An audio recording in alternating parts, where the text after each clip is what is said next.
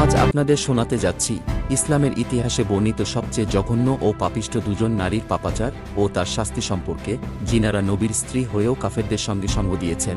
তারা দুজন হলেন হজরত লূত আলাইহিস সালাম ও নূহ আলাইহিস সালামের স্ত্রী। তো চলুন শুরু করা যাক।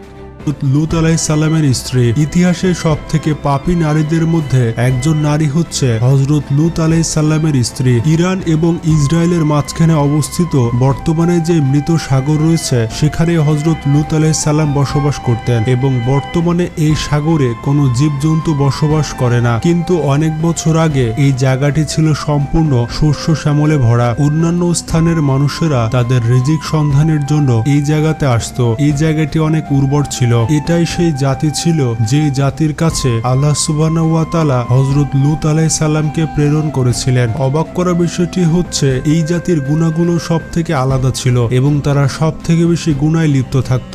এই জাতিরা এমন গুনাহ করত যেই গুনাহ পৃথিবীর ইতিহাসে আর কোনো জাতি করেছিল না। এই জাতির প্রত্যেকটি মানুষ সমকামিতা ছিল। তারা পুরুষের সাথে পুরুষ এবং নারীদের সাথে নারী অবৈধ সম্পর্কে জড়িত ছিল। হযরত লূত আলাইহিস সালামের স্ত্রীর নাম হচ্ছে বাইলার। তিনি একজন নবীর স্ত্রী হওয়া সত্ত্বেও এই জাতির সাথে লিপ্ত ছিল। তিনি লূত আলাইহিস সালামের সাথে অভিনয় করতেন, কিন্তু ভেতরে ভেতরে তিনি সমকামিতাকে প্রশ্রয় দিতেন। এই নারীর থেকে হতভাগা নারী আর কে হতে পারে? তিনি সারা জীবন আল্লাহর নবীর সাথে জীবনযাপন করেও হেদায়েতের রাস্তায় আসতে পারেনি। লূত আলাইহিস সালাম যখন তার জাতিকে বোঝাতে পারল না এবং অনেক চেষ্টা করার পর কেউ লূত আলাইহিস সালামের কথা শোনেনি, তাই আল্লাহ সুবহানাহু ওয়া তাআলা তার ফেরেশতাদেরকে মানুষের রূপ দিয়ে লূত আলাইহিস সালামের কাছে পাঠিয়েছিলেন এবং তারা হযরত লূত আলাইহিস সালামের ঘরে মেহমান হিসেবে এসেছিল।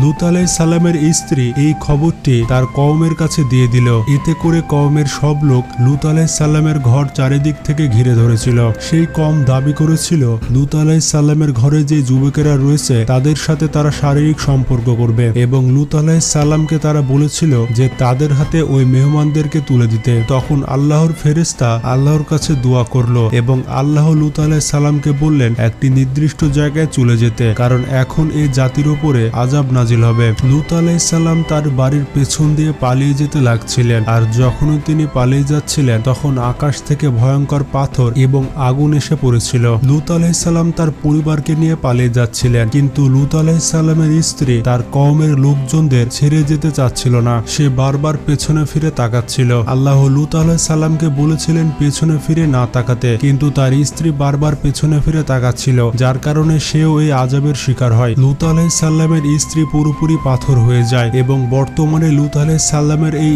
স্ত্রী পাথরের মূর্তি এখনো রয়েছে। বর্তমানে এটিকে লূত ওয়াইফ পিলার বলে ডাকা হয়। এরপরে রয়েছে হযরত নূহ আলাইহিস সালামের স্ত্রী। নূহ আলাইহিস সালামের জাতি পৃথিবীর প্রথম জাতি ছিল যারা মূর্তি পূজা করেছিল। নূহ আলাইহিস সালামের জাতি এতটাই খারাপ ছিল যে তারা নিজেদের মানুষদের মূর্তি তৈরি করত এবং তাদেরই পূজা করত।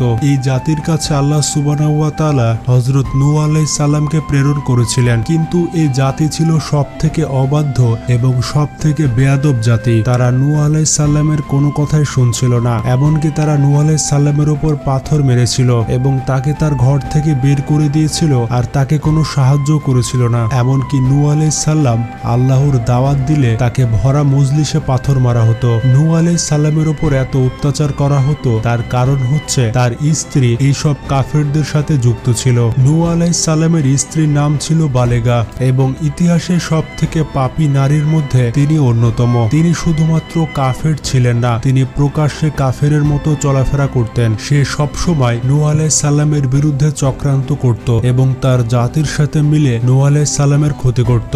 অনেক চেষ্টা করার পর যখন হযরত নূহ আলাইহিস সালাম কাউকে আল্লাহর পথে নিয়ে আসতো, তখন সেই ব্যক্তির কথা নূহ আলাইহিস সালামের স্ত্রী তার কওমের কাছে গিয়ে বলে দিত। তখন সেই জাতির লোকজন ওই ঈমান আনয়নকারী ব্যক্তির উপর নানাভাবে অত্যাচার করত এবং তার জীবনকে অতিষ্ঠ করে দিত। এমনকি নূহ আলাইহিস সালামের একজন পুত্র ছিল, সেই পুত্রকেও নূহ আলাইহিস সালামের স্ত্রী কাফেরদের দলে ভিড়িয়ে নিয়েছিল। নূহ আলাইহিস সালামের আল্লাহ নূহ আলাইহিস সালামের কওমের উপর সেই বিশাল প্লাবন পাঠিয়েছিলেন। তখন নূহ আলাইহিস সালামের স্ত্রী এবং তার সন্তান এই বন্যাতে ভেসে গিয়েছিল। নূহ আলাইহিস সালাম তার সন্তান এবং স্ত্রীকে ওই বিশাল জাহাজে উঠা নেয়নি। আজ এ পর্যন্তই। আগামীতে আপনাদের মাঝে হাজির হব অন্য কোনো গল্প নিয়ে। সে পর্যন্ত সবাই ভালো থাকবেন। এবং এমন সব গল্প সবার আগে পেতে আমাদের চ্যানেলটিকে সাবস্ক্রাইব করে বেল বাটনটি চালু করে রাখুন। খোদা হাফেজ।